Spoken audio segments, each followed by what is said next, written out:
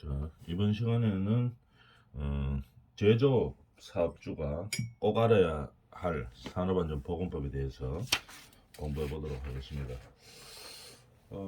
저번 시간에는 뭐 건축 사업주가 꼭 알아야 할 산업안전보건법에 대해서 해봤었고, 이번 시간에는 제조업 쪽입니다.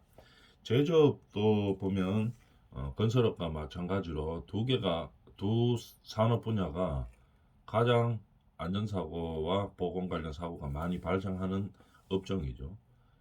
근데 이제 제조업 같은 경우에는 그 안전사고 발생 건수는 많은데 사망 사고는 저 건축업보다는 좀 많이 작은 편입니다. 그죠? 그래서 제조업은 발생 건수는 많지만 안전사고 발생 건수는 많지만 뭐 사망 사고로는 건축업만큼 많이 이어지고 있지는 않습니다. 그리고 제조업의 특징이라고 하면은 제조업에 근무하는 사람들은 뭐 건설업처럼 뭐 일용직 이런 사람들은 별로 없죠. 그래서 보통 뭐 다 정규직이라든지 아니면은 뭐 정규직이 아니더라도 일정 기간을 오랫동안 근무를 하게 되겠죠. 그래서 같은 일을 거의 계속합니다. 그러다 보니까 안전사고가 발생할 가능성이 좀 많이 작죠. 건설업보다는 좀 많이 줄어들어 있는 상황입니다. 그렇지만도 이 안전사고가 뭐 빈번하게 발생은 하고 있죠. 그래도 우리가 통제가 좀 되죠. 제조업이라고 하는 것은. 왜냐하면은 그 근무하는 사람들도 마찬가지고 똑같이 같은 사람들이 주로 근무를 하고 있고, 지명령 계통도 딱 정해져가 있죠. 뭐 갑자기 뭐 저 하청을 받아가지고 우리가 근무하고 있던 업체에 그 소속된 게 아니고 다른 업체에서 와서 뭐 이 일을 하고 이런 게 별로 없습니다. 건축업처럼. 그래서 뭐 사장이 있을 거고 뭐 공장장이 있으면 그 밑에 뭐 작업 반장이 있고 뭐 작업 팀원들이 있고 뭐 이렇게 쫙쫙쫙 해가지고 지휘계통이 딱 정해져가 있죠. 그렇기 때문에 이 통제가 쉽습니다.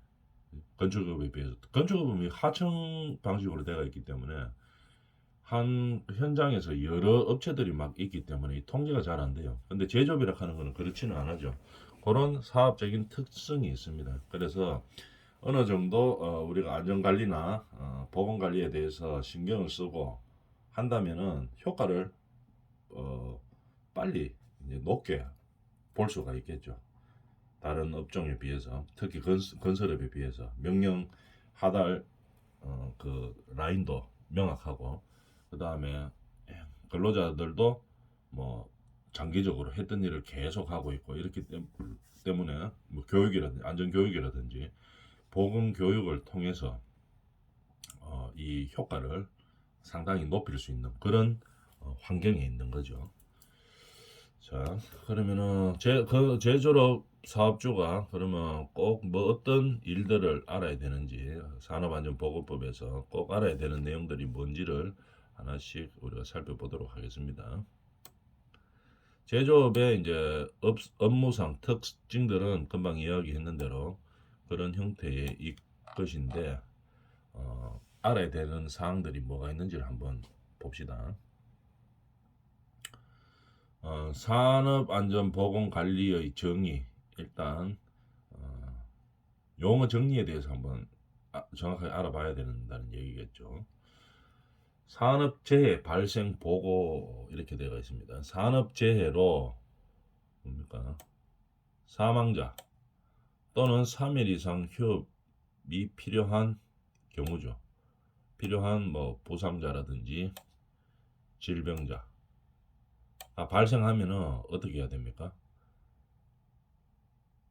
산업재해 조사표를 만듭니다. 산업재해 조사표. 산업재해 조사표를 만들어서 관할 노동부에 제출해야 됩니다. 언제? 발생일로부터 1개월 이내에. 발생한 날부터 1개월 이내에. 이렇게 산업재해를 발생했을 때 보고해야 되는 의무가 있는 거죠. 산업재해를 발생했을 때. 산업재해 조사표를 우리가 작성해야 되는 경우가 있죠.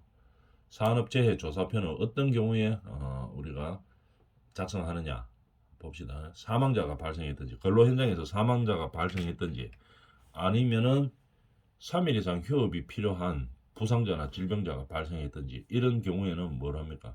산업재해 조사표를 작성합니다. 그래서 노동부 관할 노동부에다가 내는 거죠. 노동부 관서에다가 내는 겁니다. 언제? 발생한 날부터 1개월 이내에 내야 되는 거죠. 산업재해가 발생하면 반드시 보고 의무가 있습니다. 제조업 사업자도 마찬가지고 모든 근로사업주는 다 그렇게 해야 되는 거죠. 그래서 용어 정리에 대해서 한번 알아보고 있죠. 산업재해가 발생 시에 어떻게 하는지. 그 다음에 산업재해 발생 기록은 어떻게 해야 됩니까? 보존해야 됩니다. 반드시 보존하고 있어야 돼요. 그러면은 적어야 되는 내용은 뭔데요? 이러면은 산업재해 발생 기록을 뭐 적어야 되느냐? 사업장 개요를 적어야 되고 사업장의 개요. 무슨 공사를 하는 뭐 면적 얼마에 무슨 공사를 하는 뭐 사업장이다. 공사 기간은 언제부터 언제다. 뭐 이런 게 있을 수도 있고 아니면은 뭐 제조업 같으면은 무엇을 만드는 작업이 하는 거고 이런 개요를 적고 그다음에 근로자 인적 사항을 적는 거죠. 인적 사항을 적고 그다음에 재해 발생의 일시와 장소를 적습니다. 그다음에 원인 이게 제일 중요하죠. 뭐 때문에 발생했다 하는 거. 그다음에 과정이 어떻게 됐다 하는 거. 원인을 파악하는 게 제일 중요합니다. 뭐 때문에 발생했다 하는 거. 그 다음에 이 목적이 뭐겠습니까? 산업재해 발생 기록을 보존하는 목적이 요거겠죠. 재해 재발 방지 계획을 세우는 거죠. 그죠? 재해를 이 똑같은 거를 갖다가 또 발생시키면 안 되죠. 그래서 이런 경우에 재해가 발생했는데 어떻게 방지를 하겠다 하는 계획을 세우는 거죠.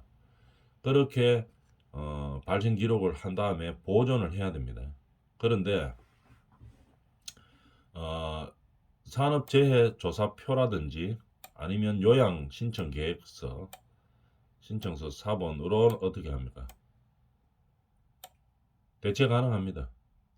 근데 재해 재발 방지 계획을 첨부한 경우에 대체가 가능한 거죠. 왜냐하면은 이거 개요라든지 인적사항, 일시장소, 원인 과정 이게 이 표에 다 있습니다. 쓰는 한이 다 있기 때문에 뭐 굳이 따로 두 번 그렇게 안 해도 된다는 취지겠죠. 그런데 중요한 것은 요 표로 대처를 하려고 하면 뭐가 있어야 됩니까? 재발 방지 계획서를 첨부해야 됩니다. 이게 제일 중요한 거죠, 이게. 재발 방지 원인을 알고 그 다음에 재발을 방지하려고 하는 거기 때문에 방지 계획이 있어줘야 된다 이 말입니다. 그 다음에 작업 중지 조치. 자, 작업 중지 조치 안 하면 어떻게 되는가 한번 봅시다. 법에 의해서 사업주가 5년 이하 징역 아니면 5천만 원 이하의 벌금에 처해집니다. 그죠? 징역형 아니면 5천만 원 이하니까 이거 상당히 중대한 거죠. 형량이 크잖아요. 그래서 고발되면 이 둘 중에 하나 재판 받아가지고 조사받고 재판 받아가지고 이렇게 처벌을 받습니다. 그렇게 중요하다 하는 작업 중지 조치가 뭐냐 한번 봅시다. 사업주는 누구는이 중요하죠. 누구에게 해당되는가? 사업주는 이 말입니다. 사업주는 산업재해가 발생할 급박한 위험, 산업재해가 발생할 급박한 위험, 아니면 중대재해 발생 시입니다. 산업재해는 발생할 급박한 위험이 있다든지 아니면 중대재해는 발생했을 시에는 어떻게 해야 됩니까? 즉시 작업 중지입니다. 반드시 일단 세워야 됩니다. 작업을. 왜냐하면 이 산업재해가 발생할 위험이 있다든지 아니면 중대재해는 발생했다든지 이러면은 다른 근로자들이 또 다칠 수가 있죠. 안전에 위협이 가기 때문에 일단 작업을 중지시켜야 되는 겁니다. 중지시키고 어떻게 해야 됩니까? 근로자를 일단 작업 장소로부터 대피시켜야 됩니다. 근로자 대피. 중지만 시키가 될 일이 아니고 중지시킨 다음에 왜 중지시키냐면 근로자들의 안전을 보호하기 위해서 중지시키는 거죠. 근로자를 일단은 대피시켜야 되는 겁니다. 대피. 그 다음에 어떻게? 안전보건상의 조치를 한 다음에 그 다음에 작업을 시작해야 되는 거죠. 일단은 작업을 중지시키고 중지. 그 다음에 뭡니까? 대피시켜야 되겠죠. 근로자들을 대피시키고 대피시킨 다음에 그 다음에 이제 안전상 필요한 조치가 뭐가 있는지를 확인을 하는 겁니다. 확인해 가지고 조치를 취하죠. 조치 취한 다음에 다시 작업을 시작해야 되는 겁니다. 작업 중지 조치에 대해서 사업주는 반드시 해야 될 의무가 있죠. 언제? 산업재해가 발생할 급박한 위험이 있을 때 또는 중대재해는 발생 시에 이렇게 되는 겁니다. 반드시 지켜야 될 중요한 부분이죠. 작업 중지 조치에 대해서 반드시 알고 있어야 됩니다. 그 다음에 제조업 분야에서 재해 다발 상위 5개 업종 재해 현황에 대해서 한번 볼까요? 제조업 전체로 보면 제조업은 아까 처음에 이제 이야기했던 것처럼 제조업은 발생 안전사고나 보건사고 발생 건수는 많습니다. 건축업처럼 좀 많은데 건축업에 비해서 사망자는 조금 작은 형태다. 좀 작은 형태라고 이야기했었죠. 그리고 우리가 근로자들의 유형을 보면은 뭐 일용직이라든지 이런 사람들보다는 계속 지속적으로 있는 사람들이 많죠. 그 다음에 이 지휘계통도 명확하기 때문에 뭡니까? 조금만 교육을 관심을 가지고 교육을 하고 뭐 보건 관리를 해주면 안전사고를 또는 보건사고를 줄일 확률이 훨씬 높습니다. 그죠? 효과가 좋다는 얘기겠죠. 그런 특성을 가진 제조업인데 제 현황에 대해서 한번 봅시다. 제조업 전체로 보면 뭐 아마 26,000명 정도 재해자 수가 한 해에 보통 그 정도 발생하네요. 그 다음에 사망자가 한 400명 정도 이렇게 발생하는 그런 우리나라 현실입니다. 제조업에서 보면.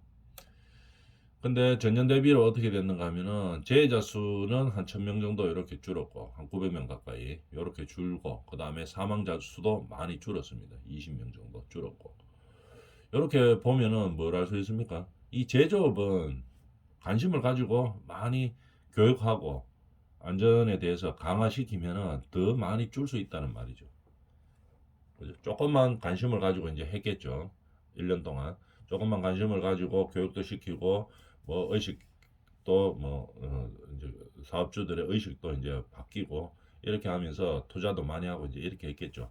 그러니까 이렇게 재해 수도 많이 줄고 사망자 수도 많이 줄습니다. 효과를 많이 보고 있는 거죠. 교육 효과가 좋은 거죠. 이렇게 되면. 그다음 제조업 전체로 봐서는 그렇고 5개 5대 업종이네요. 제조업 재해 다발 5대 업종. 제조업 전체로는 이렇고 5대 업종을 한번 볼까요? 1, 2, 3, 4, 5 이렇게 되겠네요. 여기서 사망자 수가 제일 높은 게 어떤 쪽이냐? 사망자가 이제 발생하지 않도록 우리가 안전 관리나 보건 관리를 해야 되니까 제일 많은 업종이 뭐겠나? 이제 보면은 우리가 알고 있듯이 조금 위험한 업종들 이런 걸 말하는 거죠. 비금속 광물 제품 제조 및 금속 제품 제조 또는 금속 가공업, 금속 가공 뭐 이런 거를 하는 경우에 재해자 수도 많네요. 4,000명이 넘고 사망자 수도 좀 많습니다. 여기가 조금 많이 분포대가 있고 그 다음에 기계 쪽 한 4,000건 정도 되고 사망자도 한 45명. 화학 여기도 중요하죠. 근데 화학 제품 다루는 업체가 이 기계 업체보다는 아무래도 좀 적죠. 작죠. 그런 거 대비하면은 이 재해자 수 비율적으로 보면 재해자 수나 사망자 수가 높은 편입니다. 이 제조업 중에서 화학이. 그래서 뭡니까? 화학 쪽에도 안전 관리를 많이 하죠. 제일 많이 하는 게 건축 쪽이고, 그 다음에 두 번째가 제조업이고, 세 번째가 이 화학 쪽이죠. 사고가 많이 발생하는 빈도 또는 중대 사고가 많이 발생하는 빈도에 따라서 그만큼 안전과 보건 관리를 많이 해주고 있는 거죠. 화학도 이것도 뭐 폭발하고 이런 게 있기 때문에 화학 쪽은 뭡니까? 재해가 발생하면은 이게 뭐 사망자 수도 좀 많이 발생하고 이렇게 하죠. 그래서 여기도 법규가 안전관리나 보건관리 법규가 좀 많이 까다롭죠. 이쪽도 화학 제품 쪽도. 그 다음에 수송용 기계 제조 여기도 재해 건수는 뭐 한 2,300, 사망자 수는 2,500. 식료품 제조업 아무래도 제조업 중에서는 뭐 이런 어, 기계라든지 금속, 뭐 화학 이런 거에 비해서는 조금 안전하죠. 안전하다고 하면은 뭐 예를 들어서 공정이 좀 간단하다든지 뭐 중약물에 제조를 하고 이런 건 아니죠. 식료품 이런 거는. 그러다 보니까 사망자 수는 좀 많이 다른 업종에 비해서 좀 작은 편입니다. 여기서 우리가 알 수 있는 것은 이게 중요한 거죠. 이거. 어떻게 증감시킬 것이냐. 증가시켜가는 안 되고 감소를 시켜야 되겠죠. 어떻게 전년 대비 감소할 것이냐. 이 감소자 숫자들을 봐야 하는데 이게 중요하죠. 재해자 수도 마이너스로 줄고 그 다음에 사망자 수도 마이너스로 줄고 이렇게 하려고 우리는 안전관리와 보건관리를 하고 있는 거죠. 근데 다 줄었는데 여기 보면은 지금 이건 늘었네요. 화학 제품 제조업이 좀 늘었네요. 그죠? 다른 업종에 비해서 좀 많이 위험한 상황이 많죠. 그래서 법규도 좀 까다롭고 이런데 여기에 관리를 좀 더 많이 해줘야 되겠죠. 근데 화학 제품 쪽이 다른 뭐 기계나 금속 쪽에 비해서 우리나라가 뭐 업종이 그렇게 업체 수가 많지가 않아죠. 그래서 그 많지 않음에도 불구하고 이렇게 이제 사망자나 재해 수가 많습니다. 그만큼 위험하다는 얘기겠죠. 그래서 여기 화학 쪽에 우리가 안전이나 보건 관리를 하는 경우에는 좀 더 법규에 맞춰서 법규가 좀 많이 까다롭죠. 우리가 저 산업안전보건법 할 때 배웠죠. 법규가 다른 거에 비해서 좀 많이 까다롭습니다. 그래서 그거의 절차를 잘 지켜서 교육을 하고 관리를 해야 된다는 얘기겠죠. 자, 그래서 우리가 지금 뭐 봤습니까? 제조업 중에서 재해 다발 상위 5개 업종에 대해서 알아봤는 거죠. 그래서 우리가 이래 지금 이거 통계를 보는 이유는 뭡니까? 안전사고와 보건사고가 많이 발생하는 그런 업종에 대해서 뭔지를 알고 그 업종에 대해서 안전관리와 보건관리를 철저히 해서 안전사고를 막으려고 하는 거죠. 근로자의 건강을 보호하고 재난 사고를 방지하려고 하는 겁니다. 그런 목적에서 이렇게 통계를 매년 내고 있는 거겠죠. 그래서 어떻게 잘하고 있나 못하고 있나 만약에 통계를 보고 오히려 늘었다든지 아니면은 감소폭이 작다든지 이렇게 하면은 뭐 다른 방법으로 또 어떻게 안전관리나 보건관리를 할 방법을 찾아서 관리를 해줘야 되겠죠. 그런 목적에서 우리가 이런 통계를 내는 겁니다. 그 다음에 제조업 중에서 5대 재해 유형, 제일 많이 나는 유형과 예방 대책에 대해서 한번 봅시다. 제조업에서 발생하는 경우입니다. 건설업이나 타 업종이 아니고 제조업일 경우에 5개 재해 유형이 뭐냐? 보면 끼임 사고, 화재 폭발 사고, 물체에 맞음, 떨어짐, 부딪힘 이 사고가 가장 많은 유형입니다. 그래서 제조업 5대 재해 유형 중에서 끼임 사고 이거 제조업에서 뭐 손이 끼인다든지 뭐 팔이 끼인다든지 이런 거 있죠. 기계 설비의 위험한 부분에 센서 덮개 등 방호 장치 설치 등을 하면 된다. 이렇게 할 수 있죠. 예방 대책은 기계 설비의 위험한 부분에 뭐 제조업하면 기계 설비들이 있죠. 여기에 센서라든지 덮개 이런 것들을 해서 방호 장치를 설치를 해야 되는 겁니다. 그죠? 그래서 끼임 사고를 방지를 해야 되겠죠. 그 다음에 화재 폭발 사고 많이 나고 물체에 맞음, 떨어짐 사고, 부딪힘 사고 요게 5개가 5대 재해 유형입니다. 제조업에서 끼임 한번 봅시다. 끼임, 화재 폭발, 물체에 맞음, 그 다음에 낙하돼 가지고 뭐 맞는 거죠. 그 다음에 떨어짐, 추락 사고, 부딪힘, 어디에 부딪혀 가지고 뭐 사고 나는 거. 자, 이렇게 됐을 때 5대 재해 유형이고 예방 대책으로는 어떻게 되느냐? 아까 끼임은 했었죠. 위험한 부분, 기계 설비의 위험한 부분에 뭐 센서를 단다든지 아니면 덮개로 딱 해가지고 어떤 안전장치를 설치를 하는 거 이런 거를 말하는 거겠죠. 그 다음에 끼임은 그렇게 방지하고 화재 폭발은 인화성 물질 등을 취급하는 설비 탱크 등은 누출이 없도록 조치한다 이 말이죠. 그 다음에 어떻게 누출 뭐 가스 누출이라든지 그 다음에 뭐 이 폭발 사고의 유형들은 인화성 물질이 유출돼서 발생하는 거겠죠. 그러니까 설비나 탱크들을 잘 관리해 가지고 누출이 없도록 이렇게 조치를 해줘야 된다는 얘기입니다. 그다음에 물체에 맞는 경우, 그죠?